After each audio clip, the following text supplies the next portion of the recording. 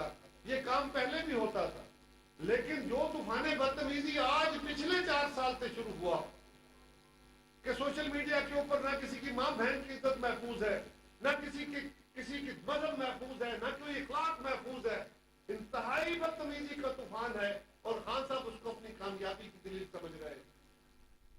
جھوٹ بول کے سیاست کرنا یہ تو بڑا آسان کام ہے، لوگوں کو شراب دکھانا یہ تو بڑا آسان کام ہے، بھائی حقائق دکھا کے۔ آج اگر ملک کے حالات مشکل ہے تو ہم تو کبھی نہیں کہتے کہ ملک کے حالات اچھے ہیں، میں تو ہر فورم پہ کھڑے ہو کے کہتا ہوں کہ ہم مہنگائی ختم کرنے آئے تھے یا کم کرنے آئے تھے، ہمارے دور میں مہنگائی بڑھ گئی ہے، لوگ تنگ ہو گئے، یہ بات درست ہے، تیل مہنگا ہوا ہے، آٹا مہنگا ہوا ہے، بجلی مہنگی ہوئی ہے، گیس مہنگی ہوئی ہے، کیوں نہ کہے ایسا ہوا ہے، لیکن دیکھنا یہ ہے کہ اس کا ذمہ دار کون ہے۔ کیا ہمارے دور میں کوئی ایسے فیصلے ہوئے ہیں جس کی بدولت یہ مہنگائی آئی ہے، یا عالمی طور پہ روس اور یوکرائن کی جنگ میں کسی نے سوچا تھا کہ اس جنگ کی بدولت سارے یورپ میں، امریکہ میں، مڈل ایسٹ میں وہاں پہ بھی مہنگائی کا ایک طوفان اٹھے گا؟ کسی نے سوچا تھا؟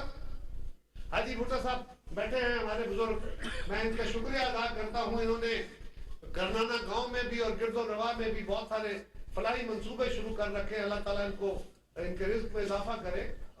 حاجی صاحب سے پوچھئے، آپ میں سے بہت سارے کے بچے اور عزیز و اقربا اور بھائی باہر کی دنیا میں رہتے ہیں، ان سے سوال کیجئے، آج تیل امریکہ میں بھی مہنگا ہے، یورپ میں بھی مہنگا ہے، دبئی میں بھی مہنگا ہے، سعودیہ میں بھی مہنگا ہے، بجلی مہنگی ہوئی ہے، کھانے پینے کے اشیاء مہنگی ہوئی ہے، وہ ممالک جہاں زندگی میں کبھی ٹیکس نہیں لگا تھا آج وہاں بھی ٹیکس لگ گئے ہیں، تو یہ بھی قصور ہمارا ہے؟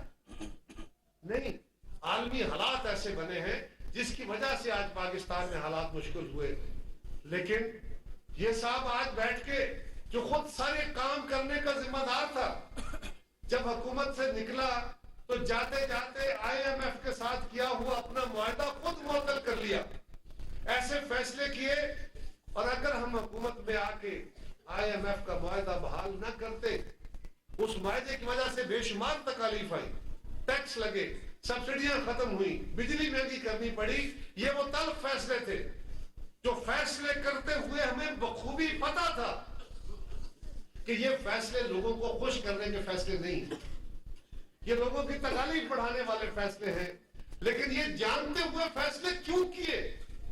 او بھائی ہم تو سیاسی لوگ ہیں، ہم نے تو آپ کے پاس آنا ہے لوکل پارٹیز میں الیکشن ووٹ مانگنے، ہم نے تو آنا ہے آپ سے جنرل الیکشن میں ووٹ مانگنے، تو پھر کیوں ہم نے یہ فیصلہ کیا کہ لوگ ناراض بھی ہوتے ہیں تو کوئی بات نہیں ہے، ہم کو راضی کر لیں گے، ان کا ترلا کر لیں گے، لیکن آج ملک بچانا ہے، اگر ہم نے یہ مشکل فیصلے نہ کیے تو پھر پاکستان آگے نہیں بڑھ سکے گا۔ اگر ہم عمران خان کی حکومت ختم نہ کرتے تو نہ آج تو بلاول بھٹو زرداری صاحب کی شکل میں ہمیں ایک فعال وزیر خارجہ ملا ہے، کہتے تھے لڑکا ہے، نوجوان ہے، بڑے جو جگدے لگاتے تھے، آج اس نوجوان نے اپنے نانا اور اپنی ماں کا ورثہ ثابت کیا ہے، وہ دنیا میں پاکستان میں جہاں گیا وہ پاکستان کے لیے فتوحات لے کے آیا ہے، ہر فورم پہ پاکستان کا مقدمہ جرأتوں سے بیان کیا ہے، لیکن ہم اگر وہ اس کی حکومت ختم نہ کرتے تو پاکستان کو عالمی امداد ملنا بند ہو گئی تھی۔ یہ کسی نے سوچا تھا کہ یہ فلڈ آ جائے گا، اور اتنا بڑا فلڈ آئے گا کہ پاکستان کا 1/4 آبادی جو ہے وہ اس کا شکار ہو جائے، لوگوں کے گھر بار مال ڈنگر، ان کے ٹوٹل اثاثے، ان کی جائیدادیں، ان کے وسائل سارے، ان کے فصل بوٹے سارے برباد ہو جائیں گے۔ کبھی سوچا تھا کسی نے؟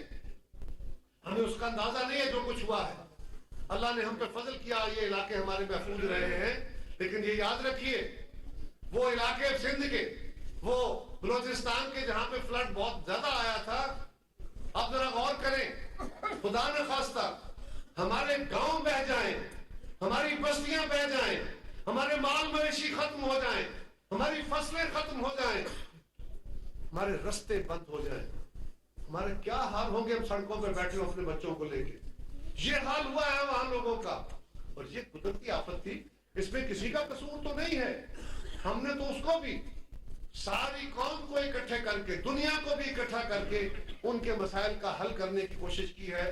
ہاں آج بھی وہاں مسائل ہیں، آج بھی وہاں تکالیف ہے، لیکن اگر ہم یہ کام عمران کی حکومت کو ختم کرنے کا نہ کرتے تو یہ تو ہمیں لڑوا رہا تھا. یہ تو دنیا میں صرف کیونکہ میں بڑا اکڑ خان ہوں، میں بڑا اصول پسند ہوں، میں ہی ہوں جو دنیا کو بہتر جانتا ہوں. یہ جانتے ہو دنیا کو بہتر کہ ساری دنیا کے ساتھ لڑائی لڑ لی ہے. یہ جانتے ہو بہتر کہ اپنی اکانومی کو برباد کر لیا ہے. یہ جانتے ہو سب سے بہتر، سب سے عقل مند ہو کہ اپنے اداروں کے اوپر حملہ آور ہو گئے. اور ہندوستان کے لوگ کہتے ہیں کہ پاکستان کی فوج کو ہمیں خراب کرنے کی ضرورت نہیں، اس کے لیے عمران خان ہی کافی ہے. فوج سے تو ہمیں بھی گلے تھے، ہمارے ساتھ بھی زیادتیاں ہوتی رہیں، لیکن ہم نے کبھی فوج پہ حملہ تو نہیں کیا تھا. ہم ہمیشہ ان کے رول کو تبدیل کرنے کی بات کرتے تھے.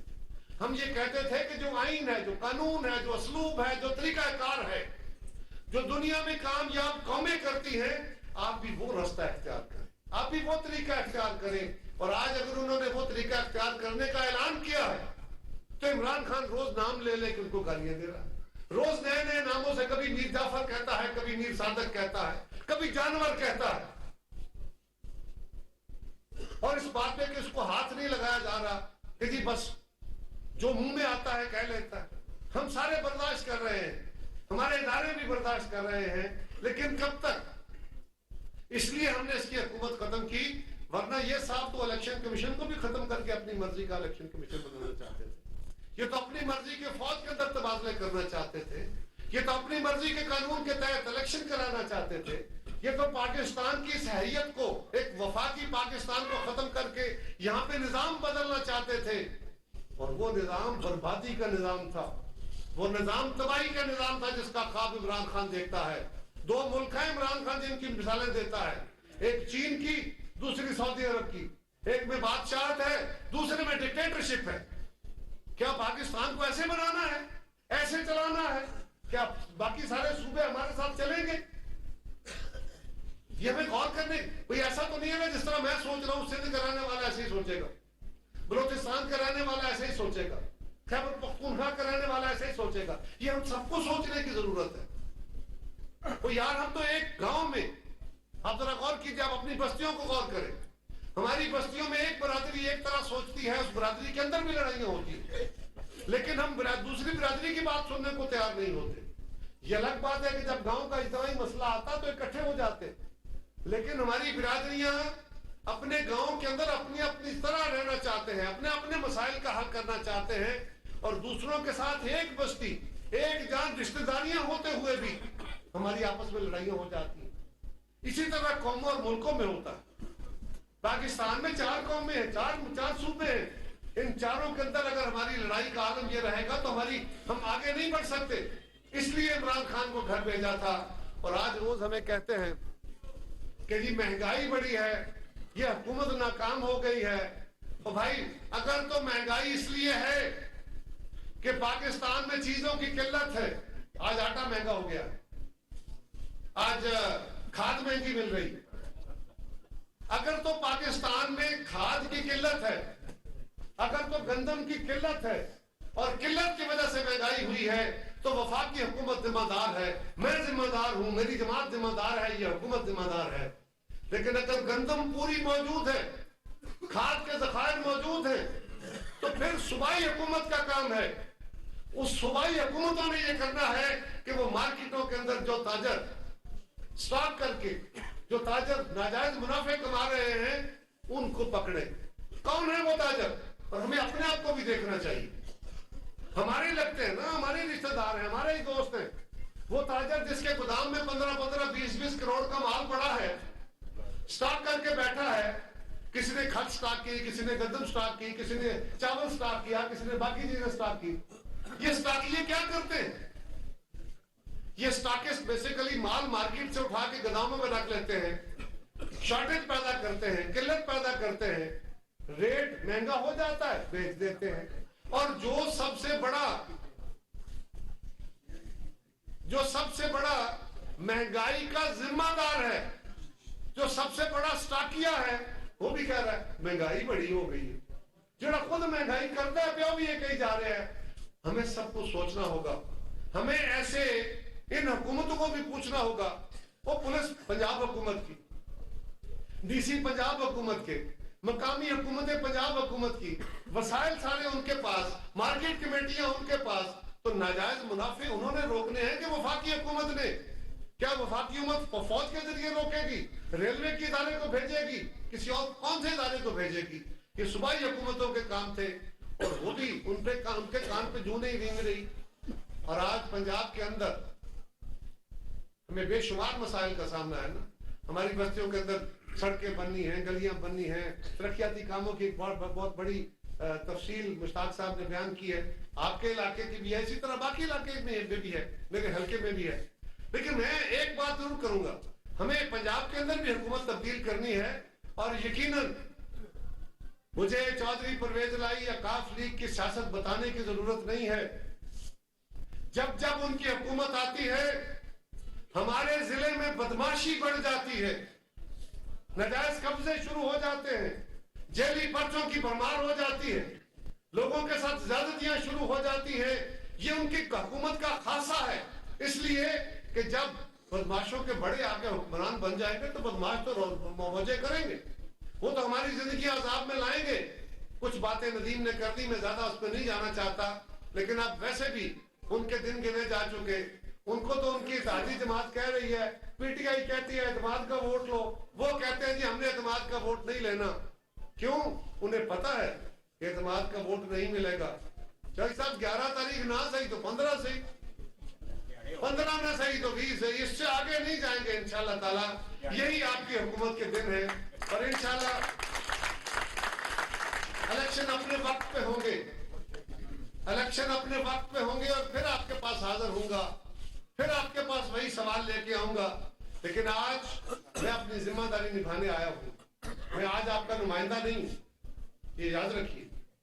اس علاقے کا ایم این اے اور ایم پی اے میں نہیں ہوں. آج بھی آپ کے ایم این اے کوئی اور ہیں, ایم پی اے کوئی اور ہیں, اور یہاں پہ M P A M N A صاحبان جو ہیں انہی کی جماعت کی حکومت ہے پنجاب میں, انہی کے اتحاد کی حکومت ہے پنجاب میں. آج اگر گجرات تحصیل میں 50-60 ارب روپے کے کام شروع ہوئے ہیں تو کیا یہ گنگے ہیں؟ کیا یہ سہل نہیں ہے کہ یہ پنجاب کے حکمران سے جا کے کہہ سکے کہ بھائی ہمارے علاقے کا حق تو دو, اپنے علاقے کے لیے نوکریاں تو لو, اپنے علاقے کے لیے ترقی فیاتی فنڈ تو لو. یہ ضروری تو نہیں ہے نا کہ سارے کام صرف تحصیل گجرات میں ہوں گے. وہی ذرا گجرات ہے سارا, وہی ڈویژن گجرات ہے ساری. یہ ہیں آپ کے نمائندے.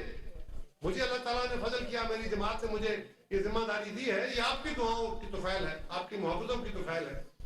لیکن آتے ہی ہم جس قابل تھے